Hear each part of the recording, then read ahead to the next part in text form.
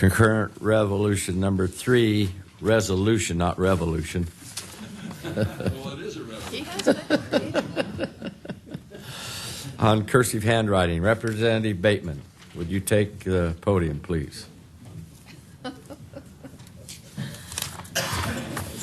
Yeah. We won't call it a revolution. We'll call it a renaissance. There you go. That's the correct word, renaissance. Mr. Chairman, members of the committee, I'm so happy to be here this morning. I don't want to plow the same ground. I'm not going to go through all the arguments I presented on the printing hearing. I just have a few things to say. I have gotten mail from all over the United States on this issue. And some of the most beautiful cursive handwritten letters I have ever seen have come from all over the country. Even I got a letter from Germany in cursive. And I can read printed German quite well and typed German. But the cursive, they write in a slightly different style. And I struggled with the cursive. And that's what's going to happen in the United States. If it's not taught, we're going to lose it. And anyway, all this beautiful mail, but there's one letter I just have to read. I mean, it comes to the.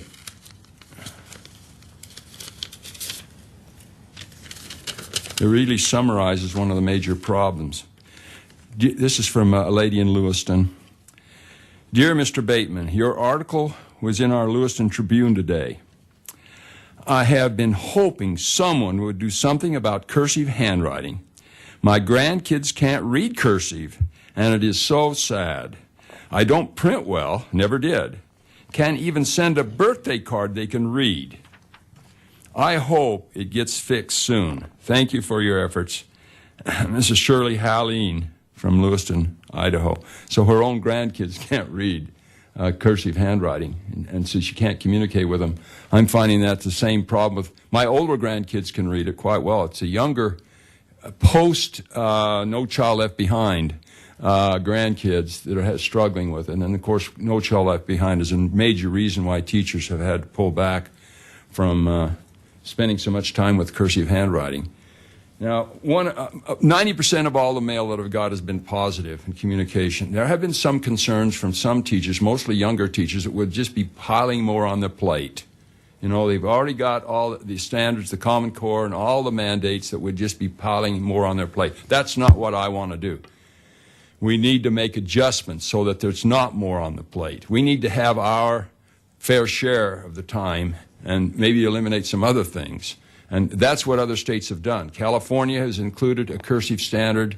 Georgia has included a cursive standard. And Massachusetts has. And other states, Indiana is considering it. And we don't want to just pour more on the plate. We just want we want people to realize its importance. And it's just, we want to say this beautiful art form, not let it vanish from the earth. Several of the letters I've received and people I've talked to said that if we lose it, it will be a dumbing down of our culture. And that's kind of the way that I feel about it. We are fortunate to have some prominent experts on this subject with us today. I'm just so happy to have Kathleen Wright with us. She's an expert on handwriting from Zahner Blosser. For 125 years, they've been writing handwriting curriculum for the public schools in this country. She's from Columbus, Ohio. And she has also an associate with her, Tammy Odenbrett. And then we have Peter Volheim. He's a BSU communications professor, and I was so thrilled.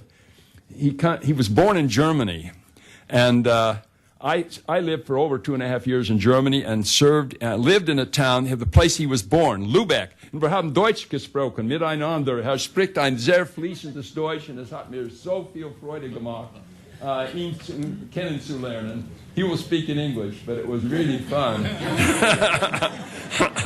to meet him. And we have Ronnie Linzeman, and there may be others as well. But with that, Chairman, I will yield to those that would wish to testify on this bill, and I will sum up at the end. So thank you very much, Mr. Chairman, members of the committee.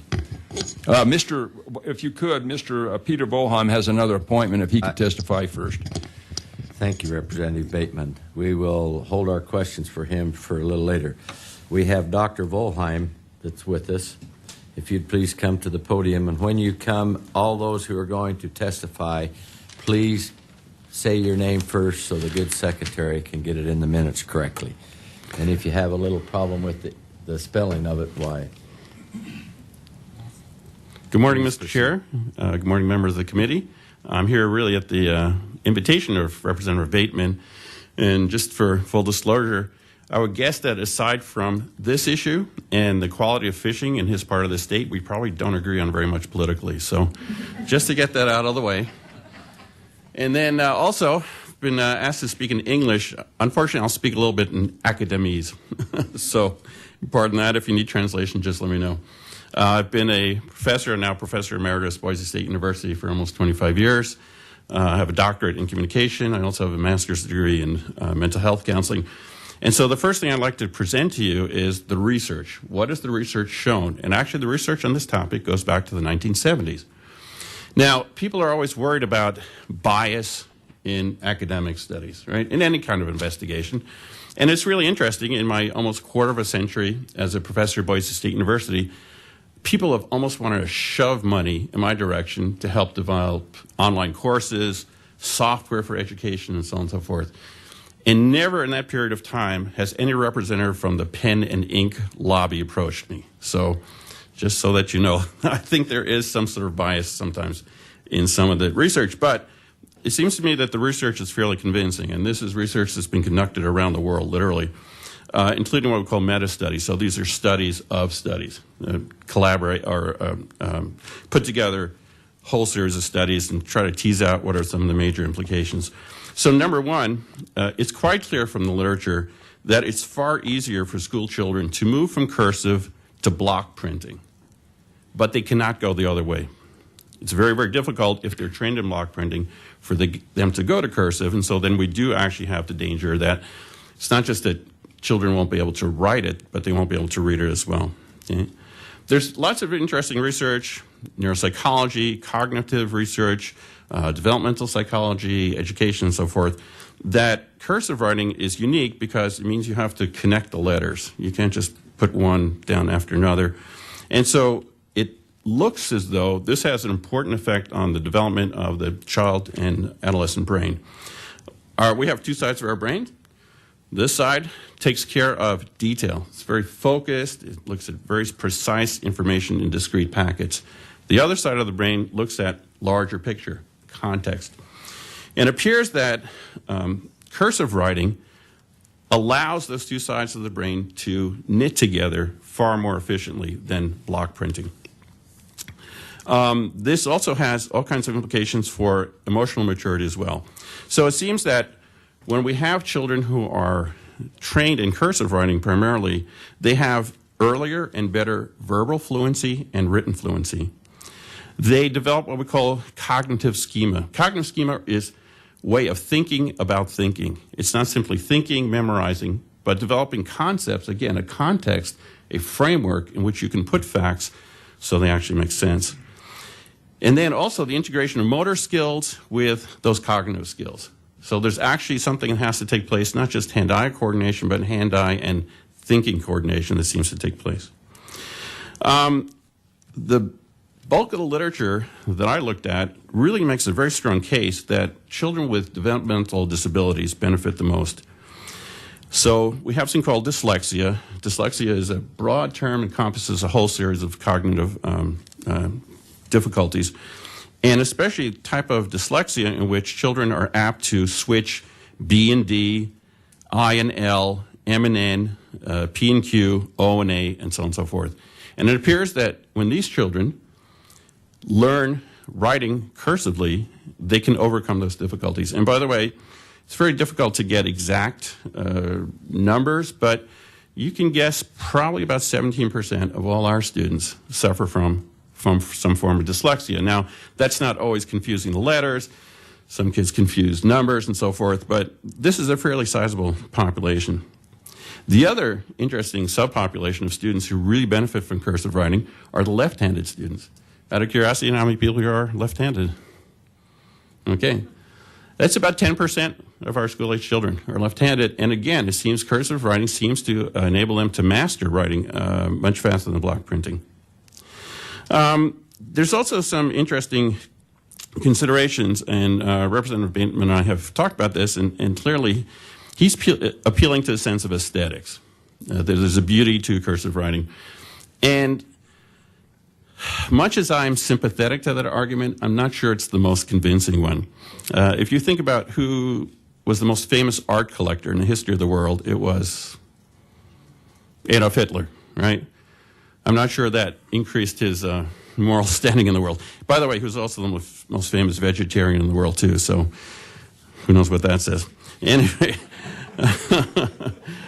but there is an appeal, I think, in a form of writing that goes back to the 15th century, the Renaissance.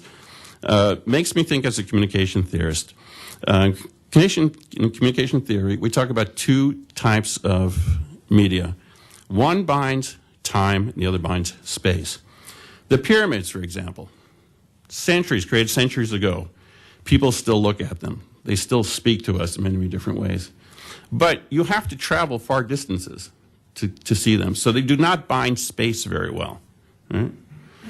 On the other hand, internet, you can bind space enormously. You can send out a tweet right now or email message and so forth. It'll go around the world, but it will not last very long. The average lifespan, I think, of a web site these days is 90 days. Yeah? Now, what's unique about writing is that it binds both time and space.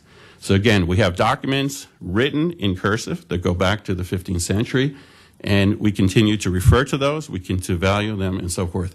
So it seems to me the argument is one for tradition. And tradition not for its own sake and not in a sentimental way, but in a sense of speaking to a kind of sense of social stability. Conservatism, I think, in the truest sense. As opposed to forms of writing that may, in fact, simply be at the whims of whatever technology is new and hot at this time. And so I would just cite to you an example over my years, as a professor at Boise State. I have now students who email me and text me and with a preface of, hey, hi, or even yo. I've never had a student write a letter to me in cursive that starts that way. It's always, dear Dr. Walheim, right? So I think we're talking about, at some level, some of the social proprieties, similar to table manners, for example, right? Not that these are necessarily works of art, but they do, I think, speak to a certain level of respect. If I showed up here wearing sweatshirt, jeans, right, would I garner any respect from you at all? Hopefully not, right? There is a sense of occasion, a sense of propriety, and I think that's something that I think the legislation is trying to speak to. And so really what it comes down to me is this. What do we want from our education system? Yes, we want students who contribute to a sense of society. We want students who can help build a thriving economy. But I think finally in the end we want an education system that helps students produce and maintain a sense of civilization. And I think cursive writing is very much part of that. So thank you for your time. Am I supposed to entertain questions or? Thank you, Doctor. Committee, do you have questions? I have one. Representative Bateman. Mr. Chairman and Peter, I'm so happy that you're here. It's just so eloquent and intelligent on this topic. Now, our legislation requests that the State Board of Education include a cursive standard in the Common Core. We have some latitude, I think it's 15% latitude in the Common Core. How long should it be taught? In your view, what should that standard look like? Well, again, based on the research that I've read, you should start teaching writing, whatever grades you're going to do it, you should start with block printing and then move to cursively, definitely by junior high school, and you should maintain it through high school, is what the evidence seems to suggest. Because it's not simply learning the style, but also maintaining your competence at it, and that needs to be reinforced continually. Mr. Chairman, follow up, please. Go ahead. And that's kind of been my observation. We've been teaching it in the third grade, and it's still being taught in the third grade all over the state of Idaho. I think 85% of the schools are still teaching it. Some are beginning to drop it, however. But so often it is taught in the third grade, emphasized there, maybe a little bit in the fourth, and then teachers just drop it after that. They don't insist upon it's being used, and for that, then that's... So what you're telling us is that it needs to be reinforced later on.